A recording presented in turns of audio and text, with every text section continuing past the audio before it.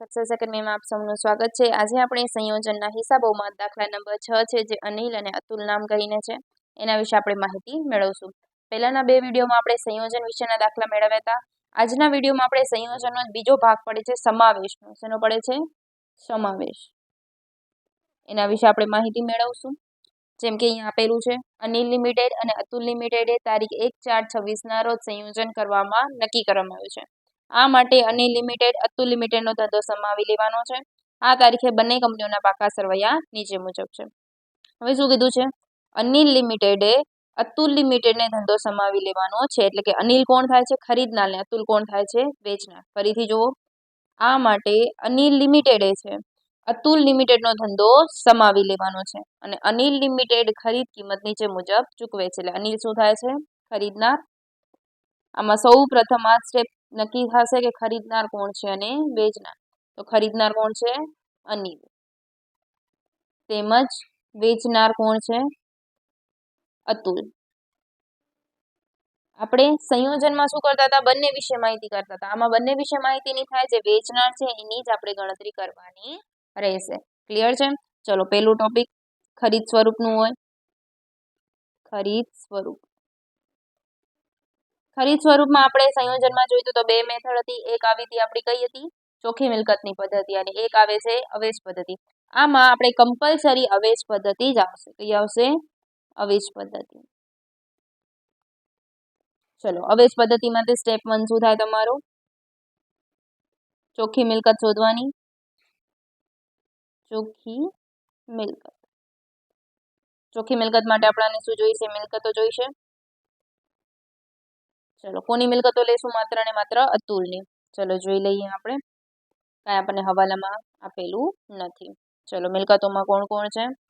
કાયમી મિલકત આપેલી છે અતુલની 17,28,000। કાયમી મિલકતો 17,28,000। એ જ રીતે બિનચાલુ રોકાણ આપેલા છે 2,40,000। બિનચાલુ રોકાણ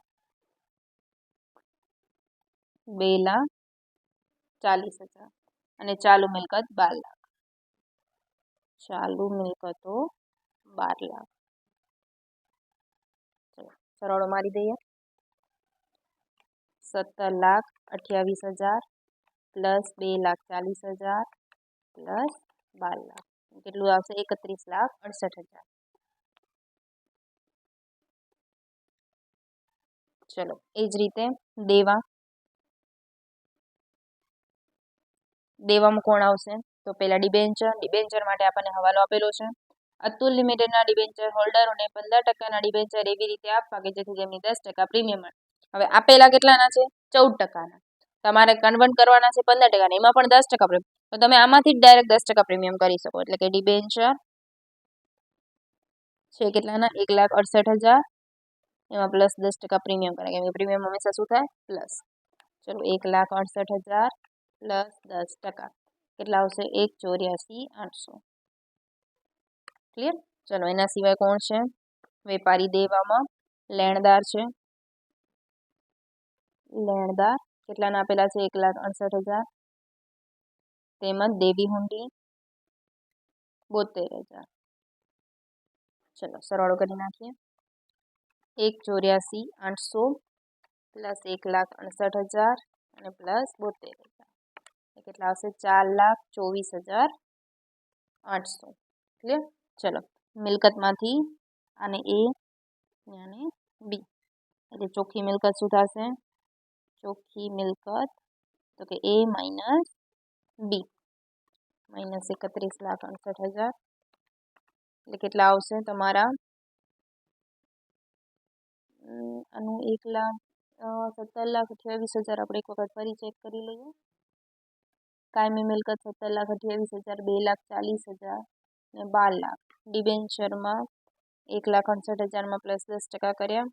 લેણદાર 1,68,000, દેવી હુંડી। ચલો, એના સિવાય હવાલામાં એક વખત ચેક કરી લઈએ, કોઈ વસ્તુ આપણી બાકી નથી રહી જતી। આ આપેલા છે ઇક્વિટી માટેનું, આ આપેલા છે આપણને પ્રેફરન્સ શેરનું, તેમજ આપેલા છે ડિબેન્ચર જે આપણે કરી નાખ્યું છે અને અતુલ લિમિટેડનું આપણને વસ્તુ આપેલી છે. ચલો આના સિવાય આપણી કોઈ વસ્તુઓ બાકી રહેતી નથી. લખી નાખીએ આપણે. કેટલી આવશે? 27,43,200.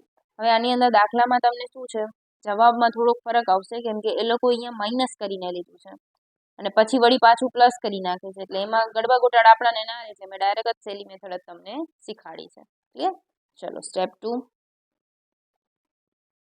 સ્ટેપ 2 શું આવે છે આપણી? ખરીદ કિંમત. ખરીદ કિંમત. ચલો ખરીદ કિંમતમાં કોણ આવે? પહેલા તો ઇક્વિટી. ઇક્વિટી શેર માટે આપણને શું કીધેલું છે? અતુલ લિમિટેડ ઇક્વિટી શેર 10 રૂપિયાને એટલે 68,000 શેર પૂરા ભરપાઈ એટલે 1,68,000 ગુણ્યા 10. 1,68,000 ગુણ્યા 10 એટલે કેટલા આવશે? 16,80,000. એવી રીતે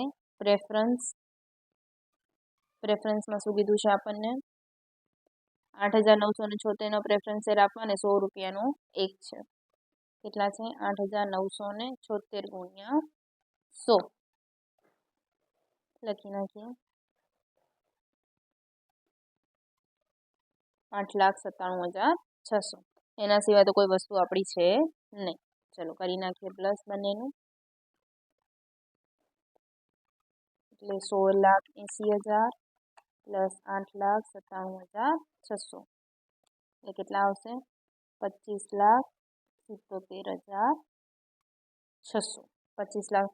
હવે આ બેમાંથી મોટું કોણ છે? તો કે ચોખ્ખી મિલકત. તો શું આવશે ચોખ્ખી મિલકત? એટલે કે મૂડી અનામત. સ્ટેપ 3 મૂડી અનામત એટલે કે ચોખ્ખી મિલકત માઇનસ ખરીદ કિંમત. ચોખ્ખી મિલકત આપણી છે 27,43,200 માઇનસ 25,77,600. કરી નાખીએ.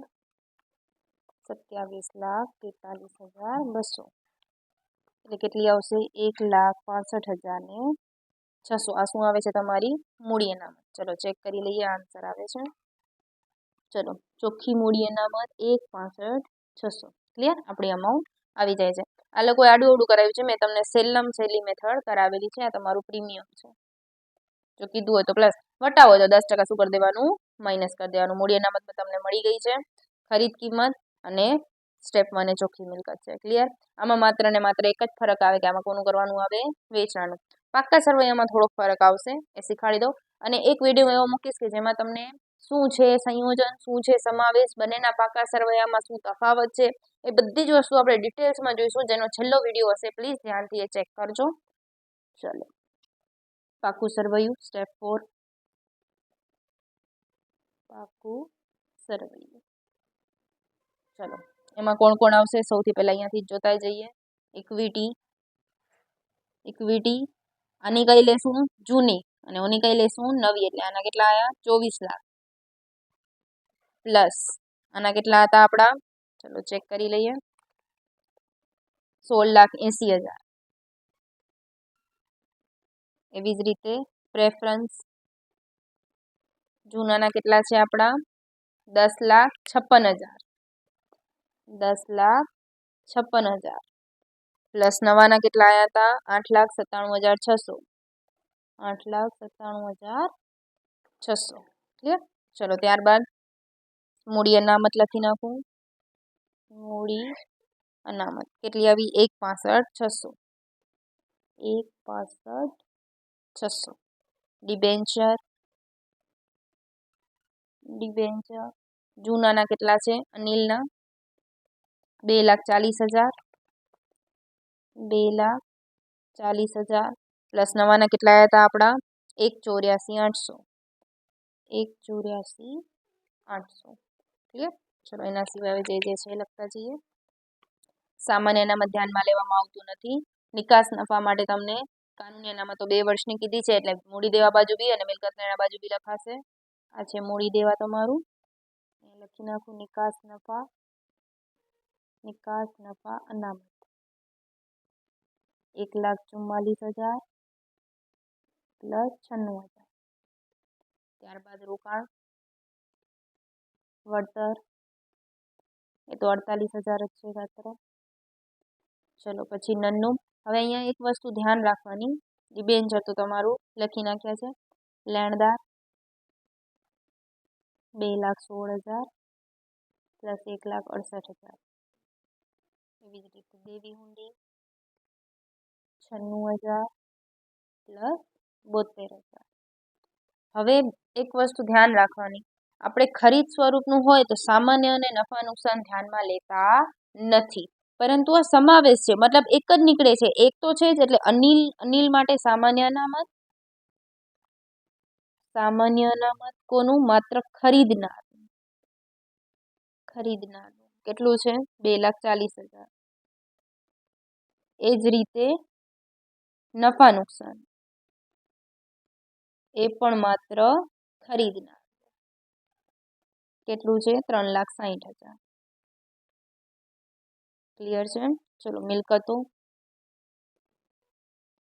મિલકતોમાં ધ્યાન રાખવાનું, જે આપણે બંને સાઈડ લખતા હતા, નિકાસ ને રોકાણ વળતર, આમાં તમને કાનૂની અનામત કીધી છે એટલે બને, જો કોઈ પર્ટિક્યુલર કીધી હોય તો એક જ રહેવાની.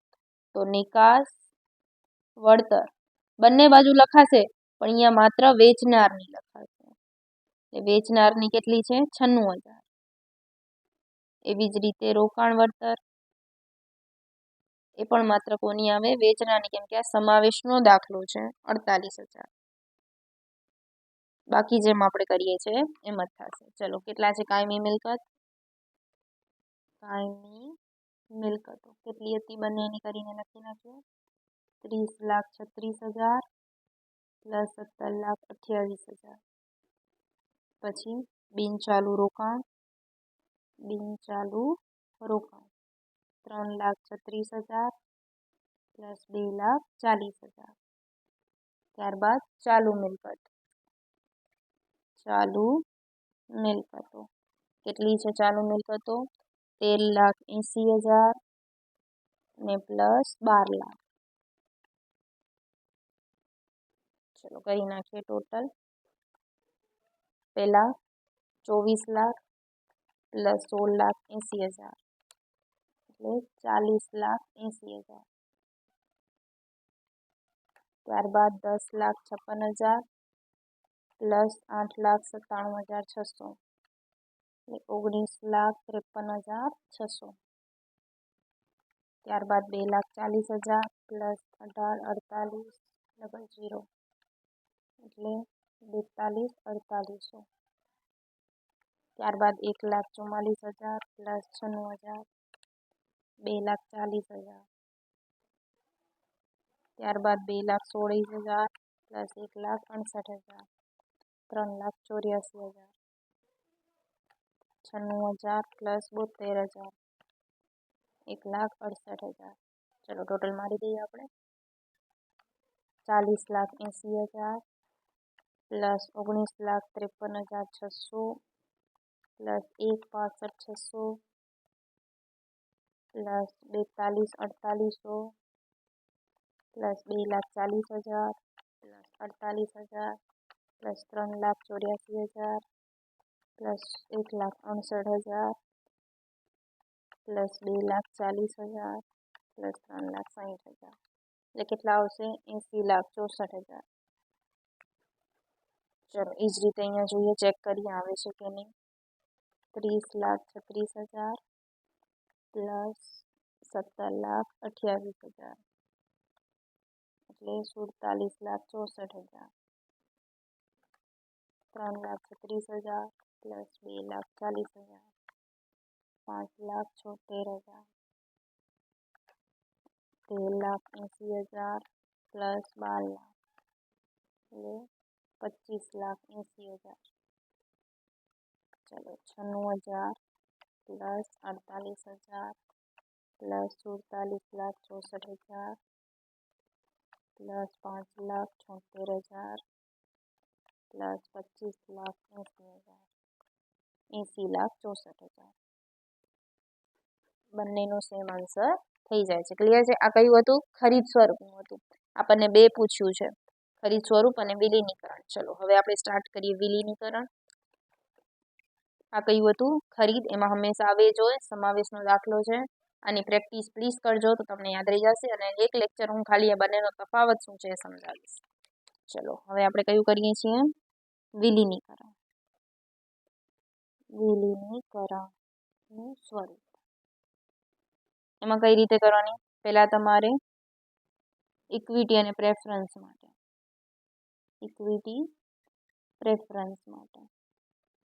પહેલા જૂની કિંમત લખવાની. જૂની કિંમત. ચલો કેટલી છે ઇક્વિટીની? ઇક્વિટીની જૂની કિંમત છે 14,40,000 અને પ્રેફરન્સની છે 8,16,000. આમાં પણ સેમ ઈ જ વસ્તુ છે, અતુલ માટે જ આવશે બધી વસ્તુઓ. ચલો કરી નાખીએ બંનેનો પ્લસ. 14,40,000 પ્લસ 8,16,000 એટલે કેટલી આવશે? 22,56,000. ક્લિયર? એમાંથી માઇનસ કરશું આપણે નવી કિંમત ઇક્વિટીની અને પ્રેફરન્સ. કેટલી આવી હતી આપણે શોધી જ છે અહીંયા. ટોટલ જ લખી નાખું છું ડાયરેક્ટ, તમે અલગ અલગ કરીને બતાવજો. હું ડાયરેક્ટ ટોટલ લખું છું 25,77,600. 25,77,600. ચલો માઇનસ કરી દઉં એટલે 22,56,000 માઇનસ 25,77,600 એટલે માઇનસમાં આવે છે 3,21,600. આને કહેવાશે ખોટ. એ જ રીતે આપણે ડિબેન્ચર માટે કરવાનું સેકન્ડ સ્ટેપમાં. ડિબેન્ચર માટે એમાં બી સેમ. પહેલા જૂના ડિબેન્ચર કેટલા હતા આપણા? 1,68,000. 1,68,000 અને માઇનસ નવા ડિબેન્ચર. નવા ડિબેન્ચર તમે શોધ્યા હતા કેટલા હતા? 1,84,800. 1,84,800. ચલો કરી નાખીએ માઇનસ. 1,68,000 માઇનસ 1,84,800 એટલે માઇનસમાં 16,800 આવ્યા. આને પણ કહેવાશે ખોટ. પ્લસમાં આવે તો નફો, માઇનસમાં આવે છે તો ખોટ. ક્લિયર છે? ચલો હવે આનું પાકું સર્વેયું કરી નાખીએ. રેડી? સ્ટેપ 1 અને સ્ટેપ 2માં તો ડાયરેક્ટ પાકું સર્વેયું આવી જશે. પાકું સર્વેયું. એમાં પહેલાં આપણે કરીશું દેવા બાજુ. ચલો ઇક્વિટી તો અહીંયા જે હતી એ જ આવશે. અહીંયાથી ડાયરેક્ટ લખી જાઉં છું. ચલો અહીંયા જ બનાવી નાખીએ આપણે, એટલે ડાયરેક્ટ જ લખવા થાય. પાકું સર્વૈયું. ક્લિયર? પહેલા આવશે મૂડી દેવા, એમાં ઇક્વિટી. અહીંયા એક ગણતરી આવશે, બતાવી દઈશ. ઇક્વિટી કેટલી છે? 40,80,000. ત્યારબાદ પ્રેફરન્સ કેટલું છે તમારું? 19,53,600. ત્યારબાદ મૂડી અનામત. હવે મેઇન વસ્તુ અહીંયા મૂડી અનામત આવી હતી. અહીંયા તો મૂડી અનામત છે નહીં, તો અહીંયા કોણ આવે? સામાન્ય અનામત આવે. ચલો અહીંયા કરી નાખીએ સ્ટેપ 2 કરીને. સામાન્ય અનામત. બંનેની સામાન્ય અનામતનો પ્લસ કરીએ એટલે કે 2,40,000 પ્લસ 1,20,000 એટલે કેટલી થશે? 2,40,000 પ્લસ 1,20,000 3,60,000. એમાંથી માઇનસ કરી નાખીએ ઇક્વિટીની ખોટ. ઇક્વિટી તથા પ્રેફરન્સની ખોટ કેટલી છે? 3,21,600 માઇનસ 3,21,600 એટલે કેટલી આવશે? 38,400. એમાંથી માઇનસ ડિબેન્ચર ખોટ 16,800 માઇનસ 16,800 એટલે કેટલા આવશે? 21,600. સામાન્ય અનામત આવી તો આ સામાન્ય અનામતને અહીંયા લખી નાખીએ.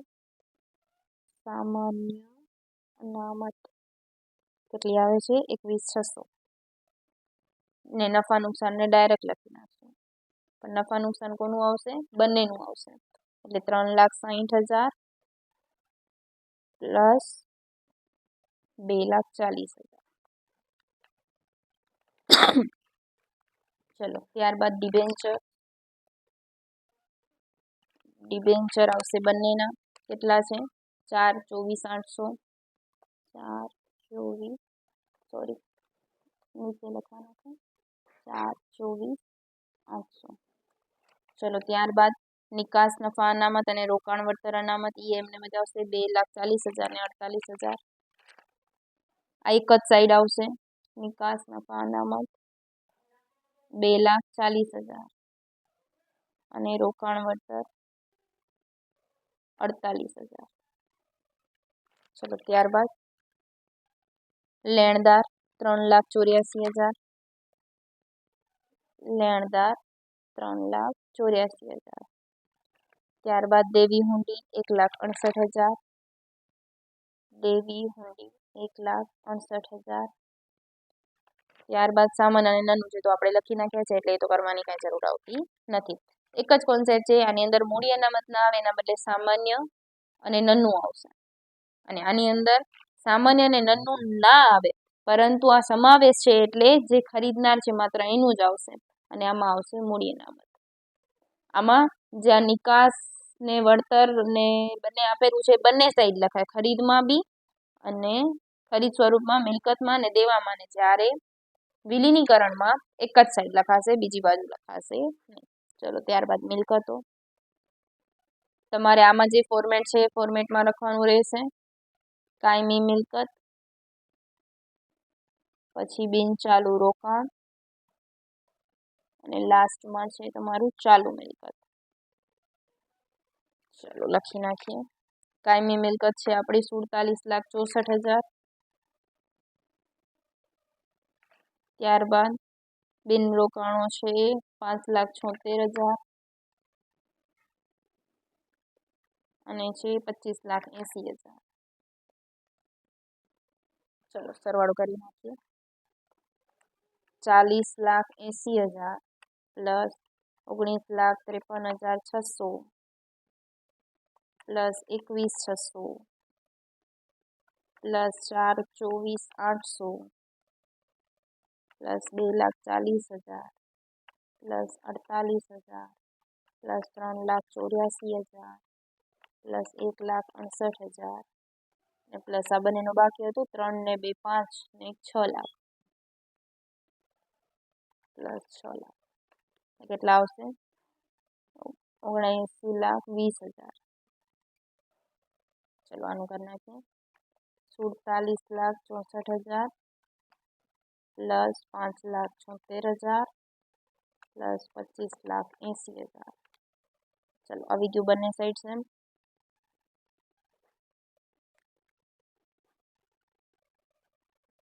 ક્લિયર છે. હવે આની એક વિલીનીકરણમાં જ આ એક તમે ફોલો કરી શકો કે વિલીનીકરણમાં આ બંને શું છે તમારું બંનેનું જે ઓરિજિનલ તમને આપેલું 47,52,000 અને આનું કેટલું આપેલું છે 31,68,000. ચલો આ બંનેનો પ્લસ કરીએ તો 47,52,000 પ્લસ 31,68,000. ચલો આ જ વસ્તુ આવે છે સેમ. આમાં તમે ટેલી કરી શકશો પણ માત્ર શેમાં વિલીનીકરણ. આ સંયોજન હોય કે સમાસ ગમે એ હશે આમાં વિલીનીકરણના સ્વરૂપમાં આ બંનેનો જેટલો સરવાળો છે એટલો જ અહીંયા જે તમને આપેલો છે બંનેનો સરવાળો એટલો જ તમારો પાકા સરવૈયાનો સરવાળો થશે. ક્લિયર છે. કોઈ પણ દાખલામાં ડાઉટ હોય તો તમે કમેન્ટ કરી શકો છો. ખાસ ધ્યાન રાખવું કે આ કયા ટાઈપનો દાખલો હતો સમાવેશનો દાખલો હતો અને સમાવેશમાં હંમેશા વસ્તુ શેની આવશે વેચનાની. કયા સમાવેશ છે ક્યારે સંયોજન છે એનો એક આપણે વિડીયો કરી નાખશું. Thank you friends.